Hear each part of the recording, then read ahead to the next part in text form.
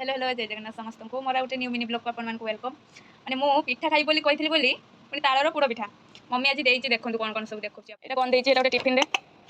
ये कौन ये खुल तो ना ना ये अंडा थी अंडा कंचा अंडा कही ना भांगी बोली माने सी अंडाटा सेमती भांगी जाए ना जब बाली ना लेंबू लेंबू भेंडी और पिजुली पिजुली ये साग आउ एटा अछि मते देखै आपन को माछ थिबो मते लागुଛି देखु ना देखे सॉरी जेतु एबे हम स्टार्ट हैला माछ खिया मम्मी कोतला माछ देखियो बोली नहीं फिर काली एटा माछ एटा ओ देई रसला माइटा काट एटा पिठा ये भाई एtti बडा दिनो तो समस्त काटी दो सत्तर माने मां मन को सेति माइ तो कहै छै सब मोहन भाई माने खाली खाइबा कहला बेर को ठीक हम दूर रहछे ना हम जाइछे खाली अब एटा अछि माई तो साग घर छाड़ी दूर रहा कष्टा केवल जो पिला माने घर छाड़ी बाहर रोचंती बा दूरी की रोचंती फैमिली को छाड़ी से माने ही जानि पारंती कष्टटा कौन। जेहेतु एली जीव अल्ट्रासाउंड पाई से